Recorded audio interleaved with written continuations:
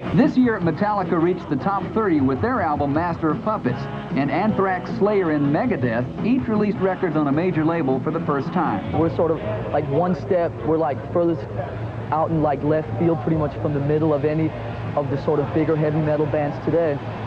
You know, sort of as unsafe as you can get. and we get away with it.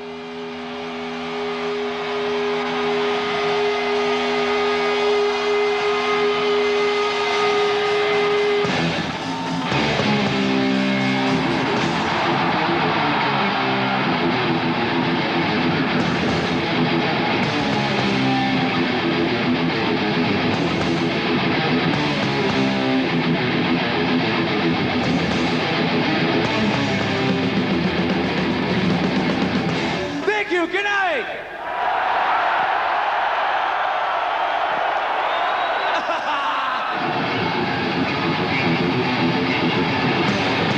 Come on!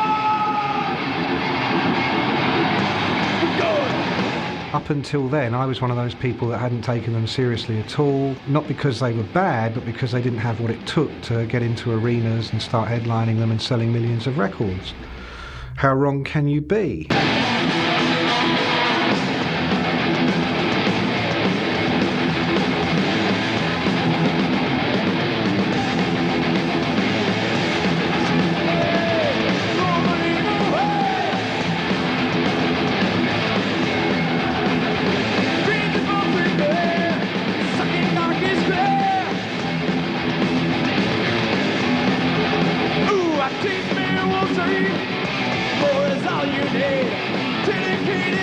Until Master of Puppets, Metallica were one of those groups who the word cult could have been invented for, really.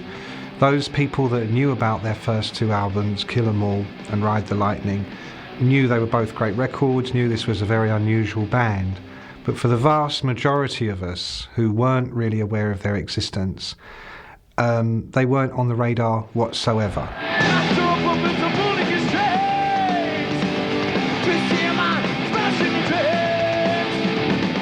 They had a lot to prove, to be honest, because this was the album where they had to really, really break through, and break through they did. It wasn't so much that they broke through to America, they actually thrust Metallica down America's throat with this incredibly powerful album. Master! Yeah!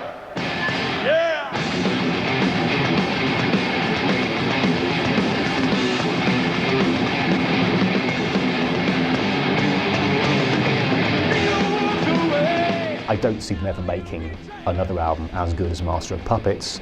That was a one-off. I can't see them ever having that kind of creative chemistry again. These things happen once in your life if you're lucky.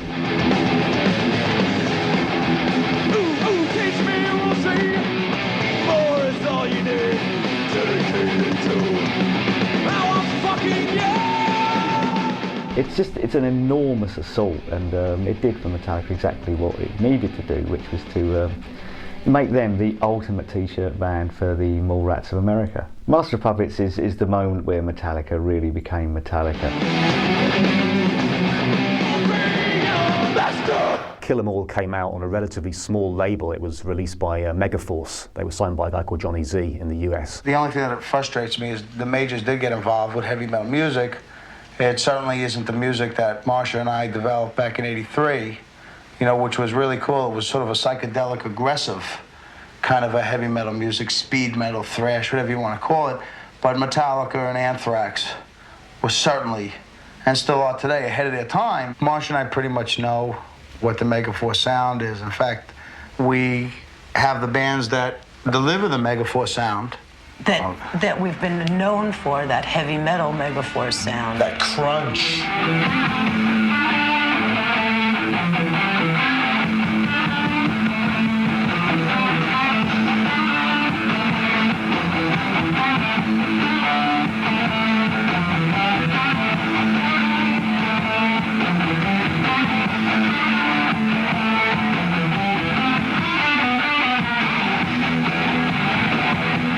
They rushed over from San Francisco to New York to record that album on the back of a demo called No Life Till Leather. And basically Kill 'Em All was those songs produced to album quality in a very short space of time.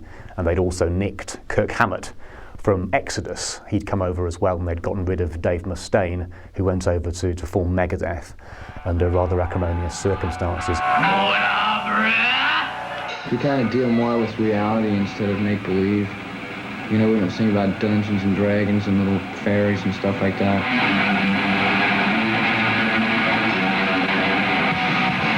People say that, you know, we have this big war going on, and the war's over because now I made, you know, my mark.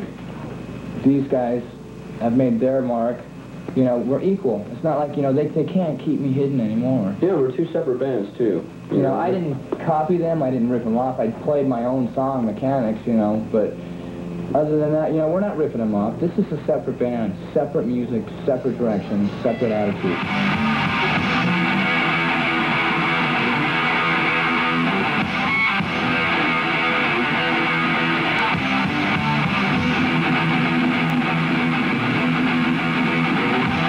Prior to Kill 'Em All, metal was heavy metal. It was kind of this, like a rock. It was this thing that lived in the ground and you banged your head to it, and it was a bit beery and a bit kind of staid even. It wasn't overly exciting. With Kill 'Em All, you have this kind of infusion of energy, which for want of a better word you might describe as being punk. So it wasn't heavy metal, it was metal. It was much sharper, you could cut yourself on it, and it was a bit volatile. The band themselves were volatile, Hetfield was volatile. And it's easy now to read this into it as you look back, because you see the things that Metallica, that happened to Metallica and the things that Metallica became. But that kind of energy and that kind of determination is evident in the music. Come on, everybody! Give it!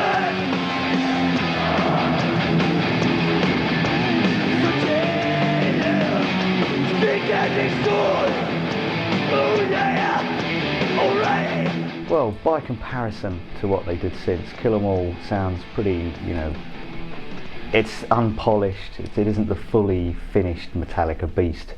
But yeah, when it did come out, it did shake up the metal community a little bit. It wasn't out of what they were used to. It was the usual kind of tales of war and death and, you know, the usual extremity you'd expect from that scene. But there was a certain amount of depth to it, and it did show where Metallica were going to be going in future.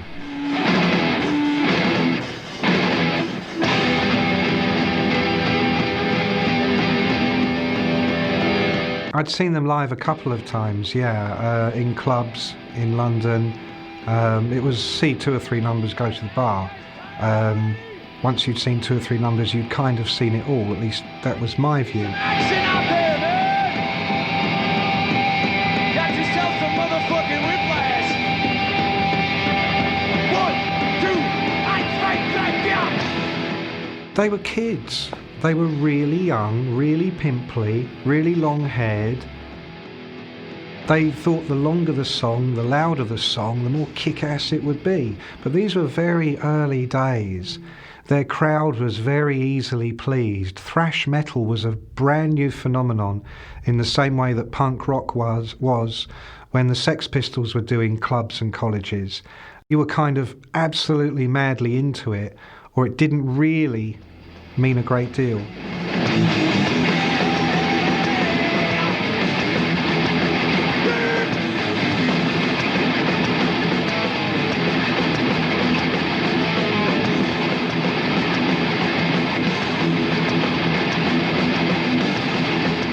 They were a huge hit with fanzines. These days it would have been the internet and websites supporting them. Back then it was fanzines, small metal magazines. In Britain, Kerrang! Magazine was the first national magazine anywhere in the world to put them on the front cover or support them. They really were taken enormously seriously by young fans, young skate kids, thrash metal freaks, but by the critics themselves, the same people that would have been writing about Thin Lizzy or Journey or Iron Maiden in those days. They weren't on the radar whatsoever, and it hurt them a great deal. Lars Ulrich, the drummer, very much the leader of the group and very much a music press devotee, was keenly aware of the fact that Metallica weren't written about in the right places, weren't taken seriously in the right places. You know, the very first album that they recorded was originally called Metal Up Your Ass and featured a fist coming out of a toilet with a sword in it, and they thought that was hilarious. But of course, hilarious as it may have been to them, it wasn't going to cut any ice with Rolling Stone, NME, Village Voice, The Times, The Guardian, and that was really the journey they began with Master of Puppets.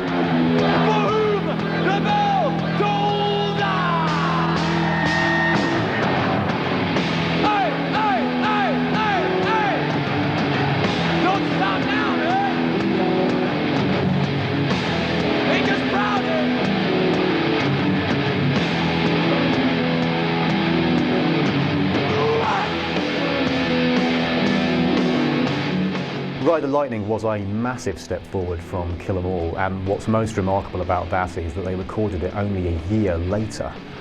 So the growth in their music in that time was astonishing. It was a real seismic leap. The difference, I think, was that Kirk Hammett had now been in the band long enough to exert his own influence on the band, which was a considerable one, and they had had many successful tours across the USA. But really, they just came together and they began to develop their music. It became more epic, it became more structured.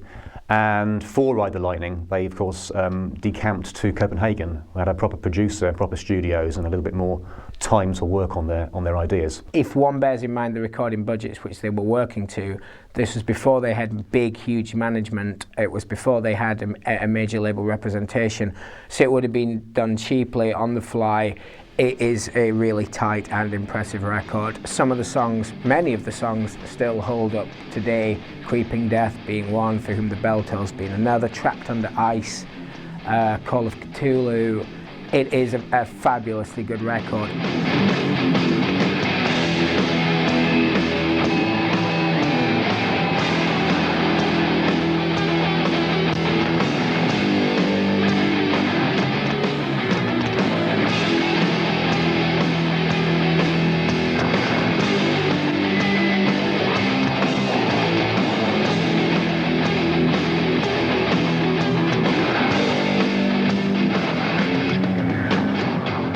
I think the thing is with Ride the Lightning, when you first hear it, it is a stunning kind of movement forward, and listening to it in retrospect since and hearing what all they've done since, it does kind of deaden that shock value.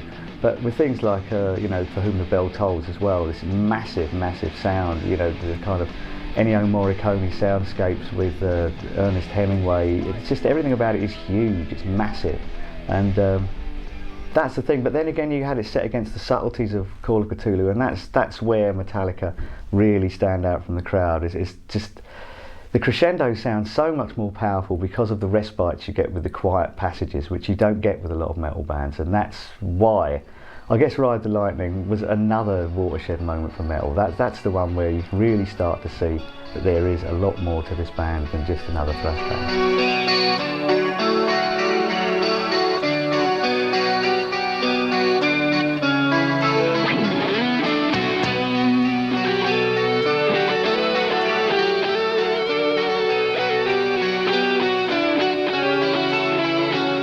Well, what you had with Fade to Black, For Whom the Bell Tolls and Creeping Death were three very different songs that are all equal parts of what Metallica are about today, the kind of music that they do. Fade to Black is a ballad, albeit it is a very, very dark ballad. It appears to deal with suicide. And that track divided their original fan base straight down the middle. Some of them, the pure thrash fans, thought it was sacrilege that Metallica could do, never mind Fade to Black, but For Whom the Bell Tolls, anything that wasn't pure speed. But the number of fans they lost was nothing compared to the numbers that they gained through doing those tracks.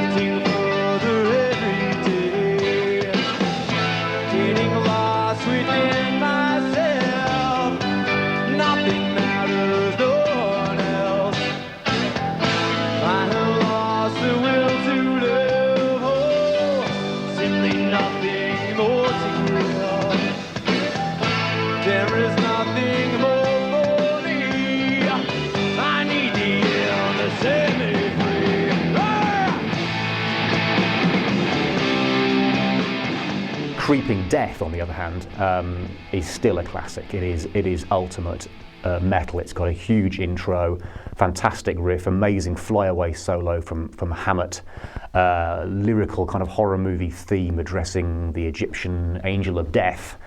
And perhaps best of all, that I remember that surging time change as they approached the bridge, where you'd have the festival crowds raising their fists and singing along, you know, die by my hand, I creep across the land, killing firstborn man. Classic sort of video nasty era metal.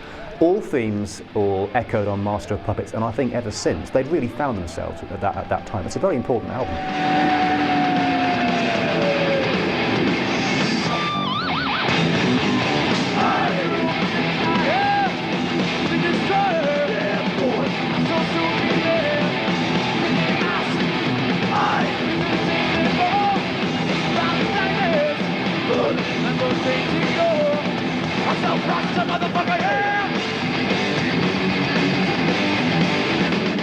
In that crucial time between sort of Ride the Lightning and Master of Puppets, Metallica were seen as being a rapidly rising cult metal band.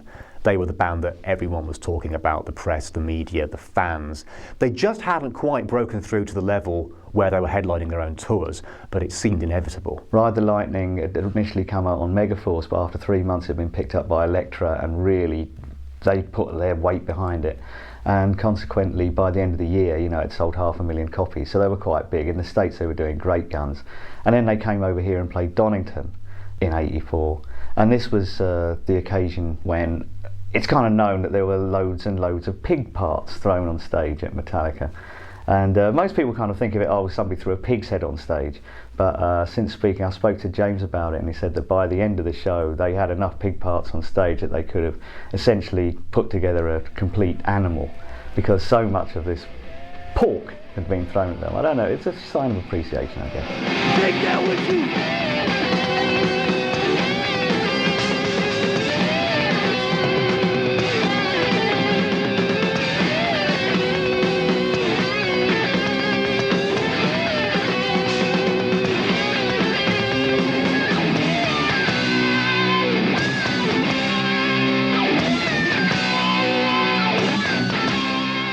By the time they recorded Master of Puppets, they had heavyweight management in New York, they had a big record deal behind them, and those people very much approached me as one of the key writers in those days that should be covering this band. I was flown out to the studio where they were recording it in Denmark, and I was one of those kind of first wave of so-called serious critics to be very much encouraged to write about the group and take them seriously at last.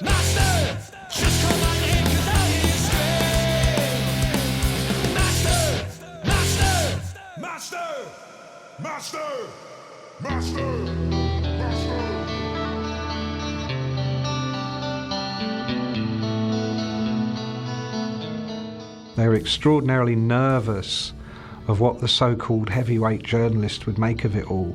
The only one that wasn't like that was Cliff. You know, the only one that absolutely didn't give a shit, or if he did, was very good at hiding it, was Cliff. The others were like cats on a hot tin roof. I mean, they were tiptoeing around, they were worried that it wouldn't go well. They were very, very nervous. It was very, very important to them that this album went over big with people that weren't just Metallica fans. With the exception of magazines such as Kerrang, who will write about them anyway, people aren't writing about Metallica. The NME aren't writing about Metallica. Rolling Stone aren't writing about Metallica. None of these magazines are writing about them, yet here they are.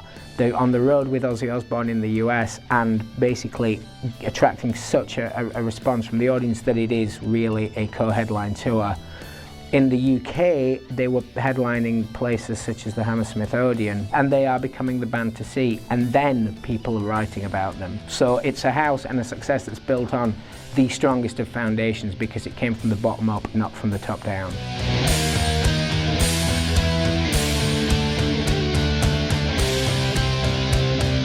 Fleming was a heavy metal fan. Fleming loved Metallica. Fleming wore the same t-shirt, had the same hair, would have had his head flailing back and forth by the bass bin at their concerts. He was like the Uber fan who totally got it. So Fleming, ultimately, it wasn't that he was the most skilled producer in the world. He was the one that had the empathy. He was the one that understood precisely what an opportunity this was for them. The success of Master of Puppets and the previous album, Ride the Lightning, that Fleming also worked on, was really down to the band. I think Fleming and Rasmussen did a fantastic job of capturing them. But what you're hearing on Master of Puppets is total Metallica. It hasn't been influenced by the producer. He hasn't put his two penneth in, if you like. It is Metallica. At that time, they were firing on all cylinders. They were getting on great, so Fleming didn't really have to do much apart from record what was going on to the best of his ability. A producer like Bob Rock would have done exactly what he did do 5 years later, which is say this 12-minute song would be way better if we cut out that tedious bit in the middle and made it 5 minutes. Would be way better if we kept the beat all the way through, Lars, as opposed to going off and doing endless paradiddles and trying to show how amazingly competent you are. Just keep a damn beat. I mean, that was half the battle for Bob Rock. And I think more than anything, they had more money to spend. So they could spend longer on the tracks, they could use more machines, more time. They themselves and Fleming pushed themselves as far as they could go. None of them had ever been in that situation where they'd had that opportunity before. And although Lars was very good at pretending it was just another day in the crazy world of Metallica, it was insanely important that this went well.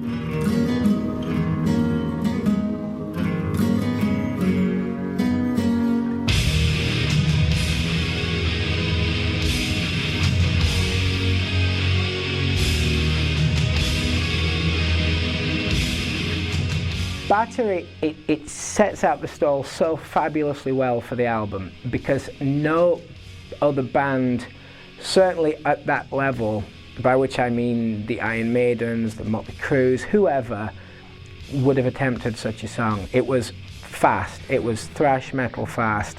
It has a rhythm guitar part that today is still astonishing. It is the meanest right hand in the world, surely.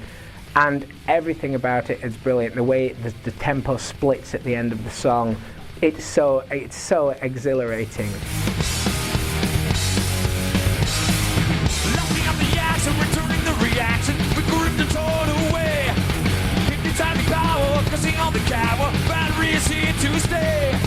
Flashing through the boundary, lunacy is farming, get us to the blood forward.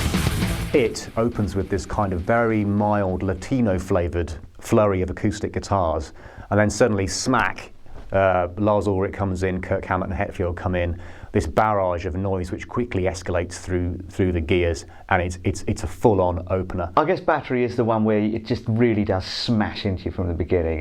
It's as soon as that riff comes in, after a little bit of respite at the beginning, it's just enormous. It really does just power its way through. It's the ultimate Metallica song. It's where it all came together. It's where the kind of subtlety and restraint was kind of put together in the most powerful way with this pounding riff repetition. And for that, it will always be a major part of their live set, because it's the moment. That's where it all came together. And it's probably where a lot of their fans first heard Metallica. This was the one where the album where everybody had to have it. They put it on the turntable, and that's the first thing you'd hear, and that would be your Metallica.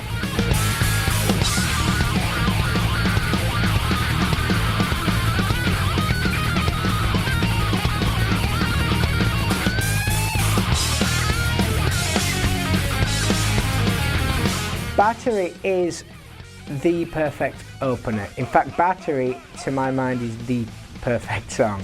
I don't mean it's the perfect metal song, it's the perfect song. It is brilliant, astonishingly brilliant. It's astonishingly brilliant in how it sounds, it's brilliant in how it's played, and it's also brilliant lyrically, lashing up the action, returning the reaction, smashing through the boundaries, lunacy has found me. These kind of extreme terms, but it sounds like a tornado. It sounds like a tornado ripping apart a trailer park. It's incredibly incredibly accurate. The words and the sounds of the words and the vowels and the rhythm of the words fits the music perfectly. It really is a very accomplished piece of writing, lyrically.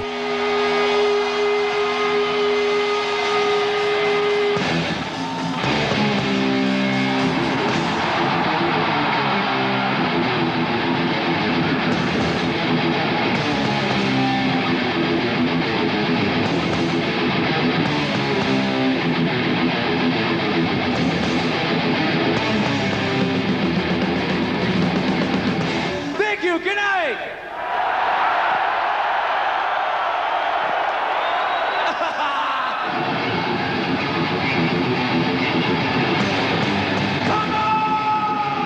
The title track of any album is always going to be an important track, and on Master of Puppets this is deservedly so, because it is such a huge, huge piece of work.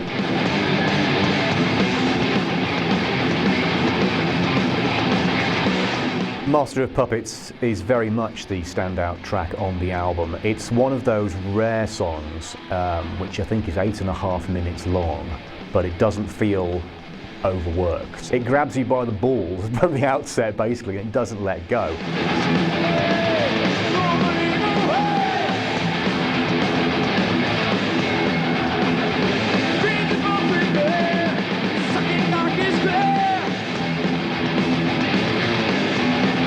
You could argue that the track Master of Puppets is actually a miniature version of the album as a whole. It sort of epitomises everything that the album is.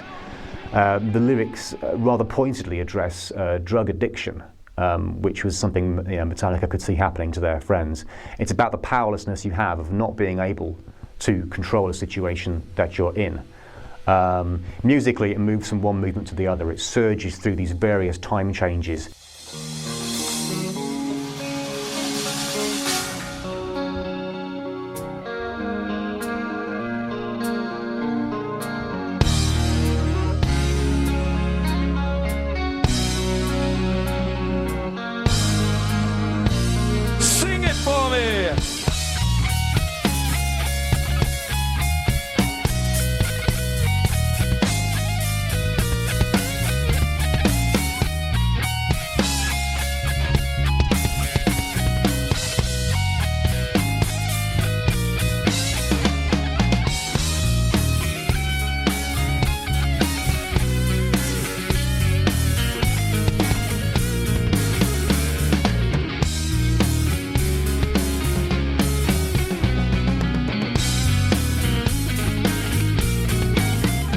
Thrash, I think, was a very, very straightforward thing. You knew what you were getting. It would start off, it would make a lot of noise, it would stop. But Metallica added this element all their own to it, and never more markedly so than on Master of Puppets, because when everything is going along nicely, the riff's built up in its huge way, and then suddenly they're off, and it isn't like it's a strange middle eight, it's a completely bizarre middle eight. It takes you to a totally different world, and it's more than a middle eight, it's like a middle 4 million probably. It goes off noodling away, and then suddenly another riff comes in, which is even more doom-laden than the one that they've left, before at the end they come crashing back in. And it's all down to Cliff Burton. This was he had this kind of very libertine hippie upbringing, and it just kind of made him open to new ideas and just testing things out. I mean, say when Jason Newsted came into the band, if he had these insane, incredible ideas that would have taken Metallica into a new place, they would have had none of it, because they simply didn't have the enormous respect for him that they did for Cliff. And when Cliff was gone, there was no one to tell them not so much no as yes, this is where we're going. There was no one to kind of take them in these directions, and so they were left with a kind of sense of where to now.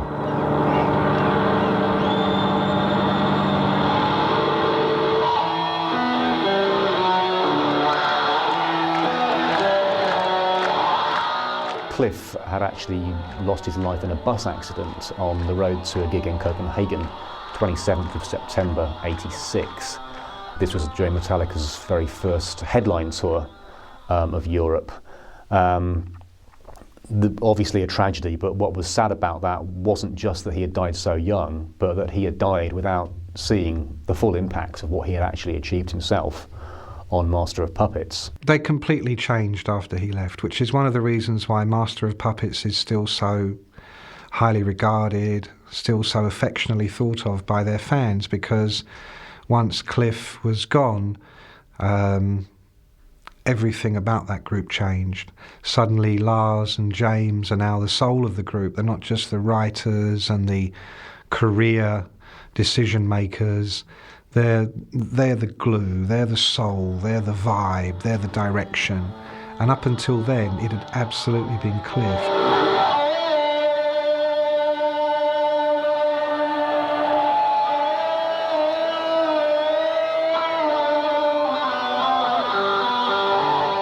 There's a school of thought that argues that if they hadn't lost him, they may not have become as hugely successful as they did, because there was a line in the sand that Cliff drew which he wouldn't cross, and he wouldn't allow those guys to cross.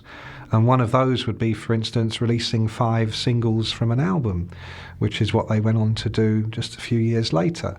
Making videos, cutting their hair short, wearing makeup, all the stuff that Metallica went on to do in the 90s really wouldn't have happened if Cliff had still been there.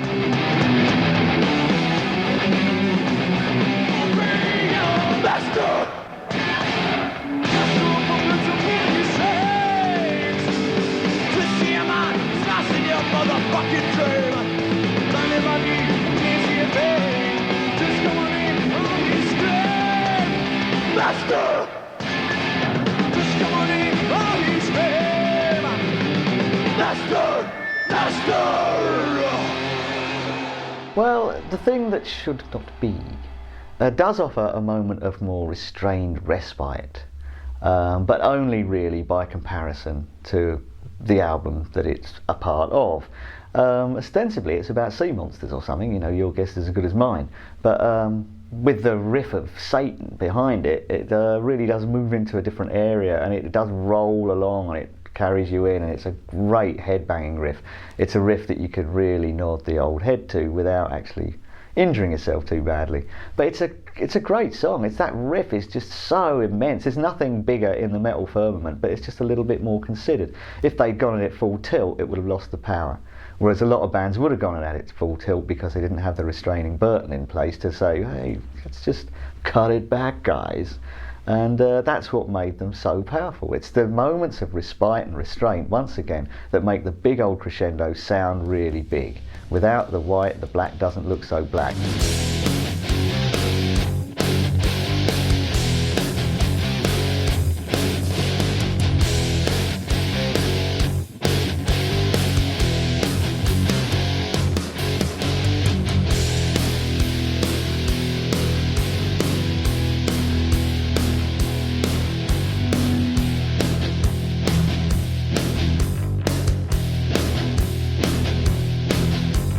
Leper Messiah, taken from the David Bowie lyric from Ziggy Stardust. It's once again another excuse for Metallica to get really, really angry, you know. And at this time, James Hetfield would get angry about anything. You could give him a shopping list to sing, and he would probably get incandescently furious about the fact that spaghetti hoops are on it and there weren't any beans on it. You know, he would be driven to fury by this. But yeah, he's just very, very angry, which is, you know, great. This is what we want to see from James. Anger, dominance, submission. We want to be dominated into submission by James Hetfield and his shopping list rant. Circus comes to town. You play the lead clown. Play, spreading his disease, living by his story. Nay, falling to your knees, suffer for his glory. You will. Dave Mustaine, the Megadeth frontman who had been part of the early incarnation of Metallica, claimed that Leper Messiah was in fact a slightly reworked version of an old song called The Hills Ran Red that he had penned himself. Metallica vociferously denied that, as you can imagine, though they did concede that it was based on a very old riff, but they denied that Mustaine had issued it. Time for lust, time for lie, time to kiss your life goodbye. Send me minutes, send me green, heaven you will meet. Make your contribution and you'll get a better say. Lie, lie, lie, lie, lie, lie, lie, lie. Lyrically, it is superb. It's about the TV evangelists that were very popular in Middle America in the 1980s. That's Jimmy Swaggart, Jim Bakker, and all that crowd. These were guys that made a mockery of true religion. They wanted you to send them money, make donations, for which you would get a place in heaven, or as Hetfield said, make your contribution, you'll get a better seat. In fact, these guys were anything but living the Christian lifestyle. They were flying around in private jets, they were involved in sex and financial scandals. So they were pretty much exposed but they pretty much preyed upon vulnerable-minded middle Americans, which Metallica exposed rather clinically in the lyrics to that song.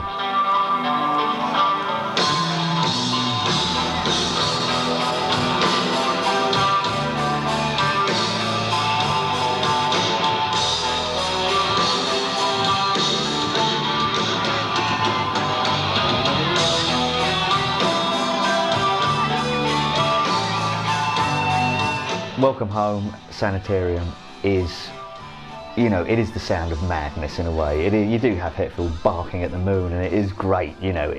He does sound like he belongs in the sanitarium, but still great tune, you know. Whatever way you look at it, it's still a great tune. He may be kind of going on about bonkersness and strangeness and bizarre madness, but it is a great tune at the heart of it.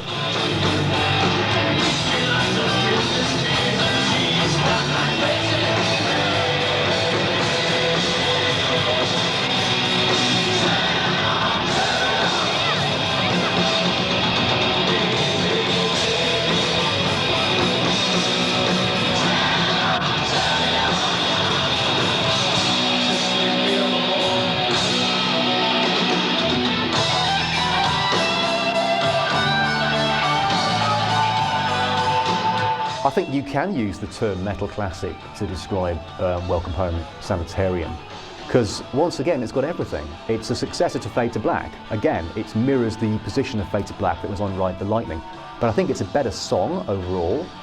It's got the light and the shade. It's not quite as bleak as Fade to Black because it does have a very rousing hook. It's got one of Metallica's best, most immediate choruses. Something they're not often given credit for. People think of them as a heavy band. They forget that they actually write bloody good songs as well. And Welcome Home Sanitarium is an example of that. It's got a very rousing hook, easy for an audience to get into. And it moves through the gears like a lot of Metallica songs. It doesn't just stay in one key, it doesn't stay quiet. When Hetfield screams the words, "Just leave me alone," boom, it goes up. And then you'll hear Kirk Hammett coming in and he'll bring it to a very sort of rousing conclusion.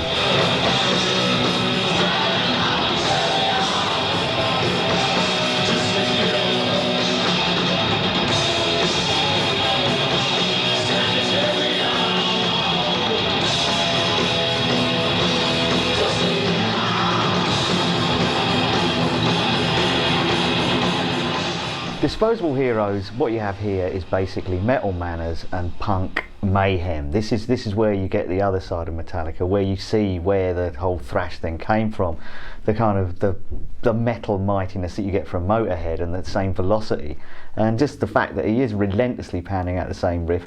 It is the repetitions that you expect of punk. That's what it is. That's what all it needs to be. Hetfield is at his best here, moving from one piece to another, really complex riffing. It's one of the most difficult songs for them to play live. It's also very long.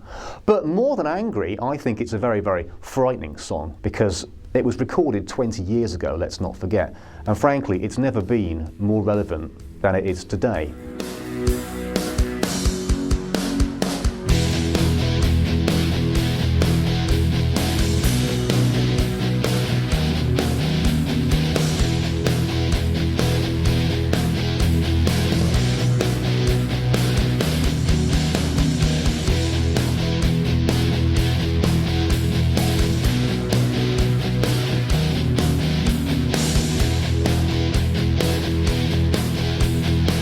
Orion, it was initially supposed to be joined to Welcome Home Sanitarium as this one big long 15-minute piece, which was, you know, even the band realised that this was a step too far.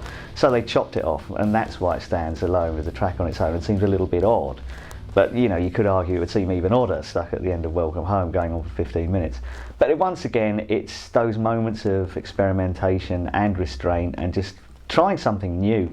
Soundscapes, Ennio Morricone once again, this whole thing of just, it's like the soundtrack to a film you're not seeing, the soundtrack to a film that's running in Cliff Burton's head. Very probably a spaghetti western. And there you have it. Without it, Metallica wouldn't be the Metallica we know and love. People might skip over it on the album, but you know, it had to be there to make Master of Puppets the album that it is.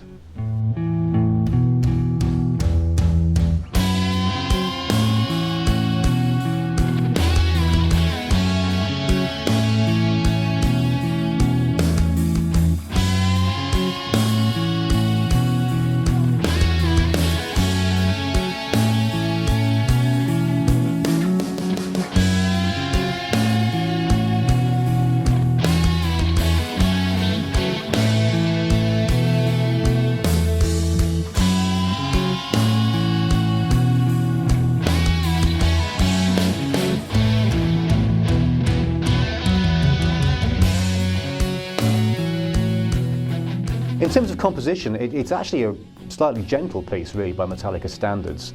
There's a couple of central ideas which they develop and play with. There's a very elegant sort of central section, quite mournful, and in fact the song was played at Cliff Burton's funeral. An interesting point about Orion is at 6 minutes 36 into it, you actually hear a bass solo from Cliff, which a lot of people, me included, did not realise was a bass. He had made his bass sound like a guitar. It's a very, very strange sound. It's quite distinctive. Listen out for it because it just shows what a versatile musician he actually was.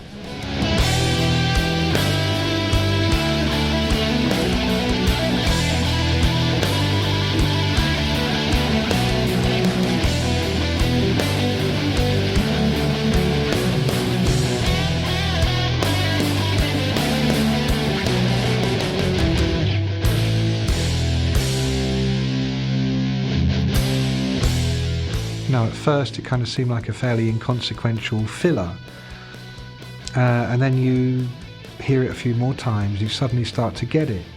I think, you know, the albums that one always looks back on more fondly are the ones that take a bit of time to reveal themselves to you. And I think there was one level of taking it and going, well, for what it is, this is really, really good. This isn't my regular round-the-clock listening, but for what it is, this is really as good as it gets. But as time passed, and they worked that album for a very long time, you know, over a year they were touring the world with that, you started to understand, actually, blimey, you know, there might be more going on here than I realised. But some albums have a real consistency to them. They have a real identity, musically, vibe-wise. And they had it on that album like they'd never had it before or have ever had it since. There was something, an essence.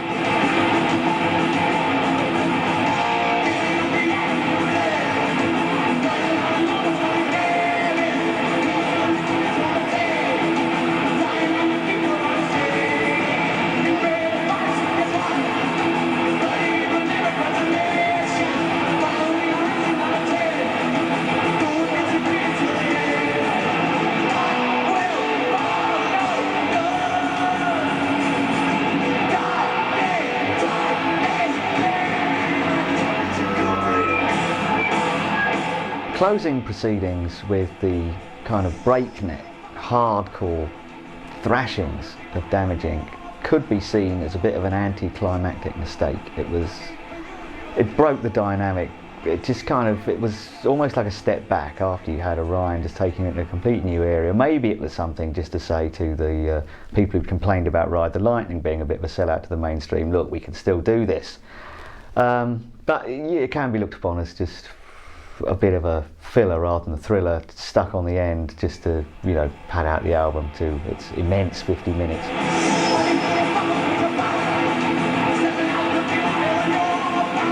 Okay, Damage Incorporated is the closer, and it comes after the relatively gentle Orion. Plus, there's also about a minute-long, sort of dreamlike bass-led intro to Damage Incorporated. So you're almost put into this false sense of security, and then suddenly it comes at you like a greyhound from the traps. It is another full-on thrash metal classic, up there with Battery as one of the greatest thrash metal songs ever written. I mean, it absolutely shreds, and when Hetfield screams the word, "go," Kirk Hammett comes out with really one of the fastest, most aggressive guitar solos you will ever hear to this day.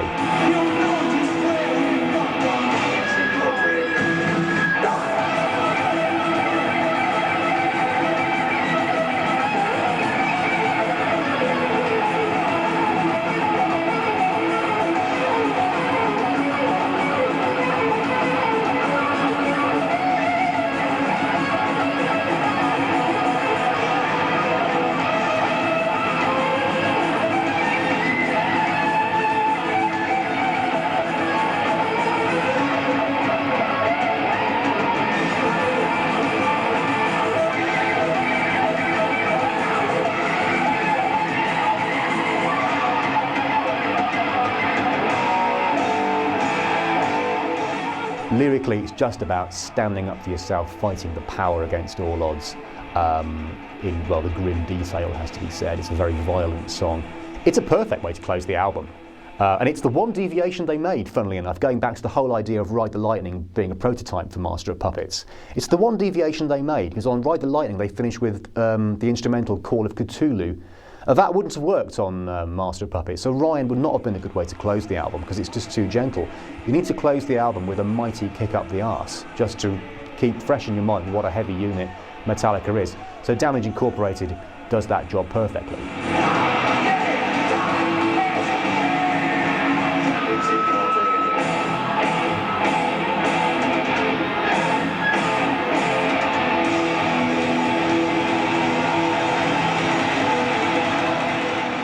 The metal media definitely got Master of Puppets. They really saw that this was an interesting move forward.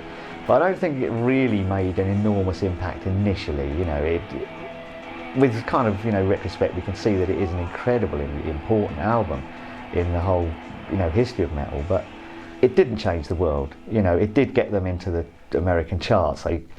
They got into number 29 on the Billboard charts, which was, quite a big deal, but it wasn't an enormous #1 success or anything. Over here, it didn't really kind of broach the top 40. It did all right, but it didn't take over the world. It just seems like it did when you listen to it now. There was a great expectation in the media. Mick Wall gave it a 5K review in Kerrang, which is, he was absolutely spot on. He described it earlier as both a bully and a king.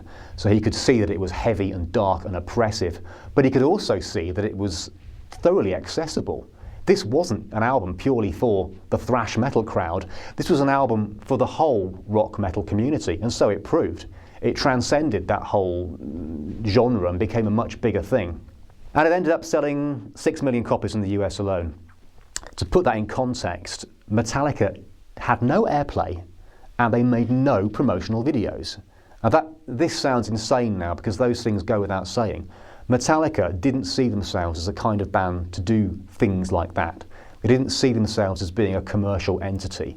So the fact that they managed to achieve those kind of album sales and that kind of a fan base without airplay, without promotional videos, well, that tells you how great an album Master of Puppets really was. Do I wish it was longer? Hell no. It's just as long as it ought to be. At the time, 40 minutes was basically what a vinyl album was, and they came out with an album that was over 50 minutes long, with only 8 tracks. Everything just goes into kind of longevity that you don't expect from metal bands. And the fact that now you have metal albums going on for upwards of 70 minutes, it's got absolutely nothing to do with artistic necessity. It's just the CD format. That's what people want from their albums now. And sometimes to their artistic detriment. The stuff that would have been just tossed out on the B-sides of singles is now on the album. And so you don't get albums with the same power as Master of Puppets. I think people now look at it and say, why is it so short? Whereas back in the day, people were looking at it saying, why is it so long? But no, it's exactly as long as it ought to be.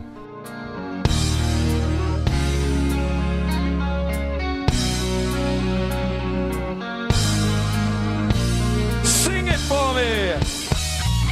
While Master of Puppets isn't really the greatest metal album ever made, it's certainly in the top 10, if only for its influence and the way that it kind of pushed the envelope of what metal could be and what people expected from metal. It's just the influence that it's had, it's just the way it's made metal bigger than the metal that it's, you know, when they went into the actual making of the album, metal was smaller than what it was at the end of that album. It introduced the world to the Metallica that we now all know and love. And that's why every home should have one.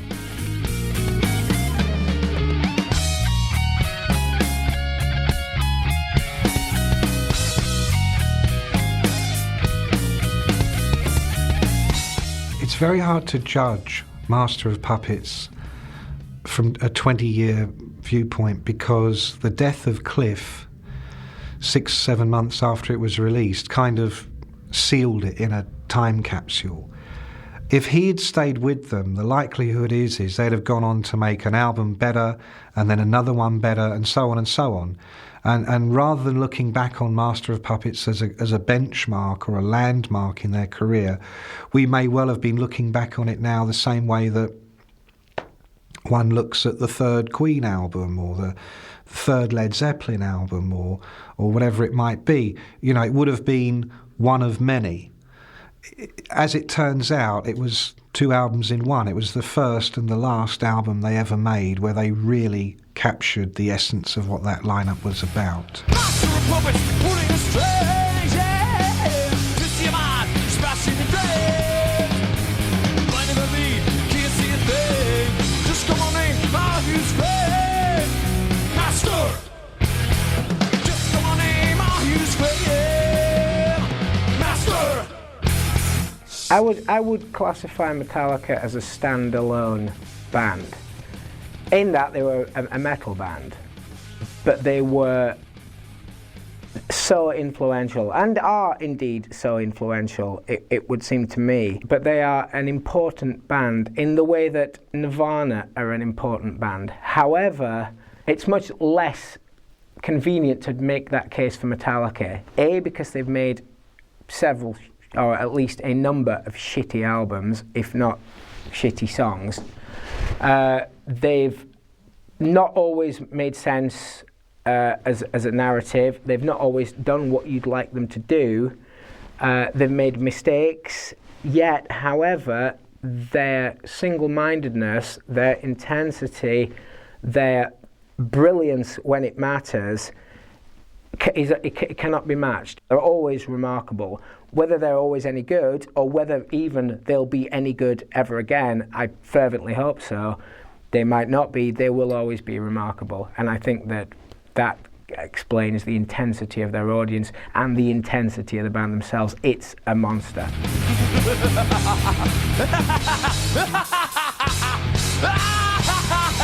Yeah! Yeah, yeah!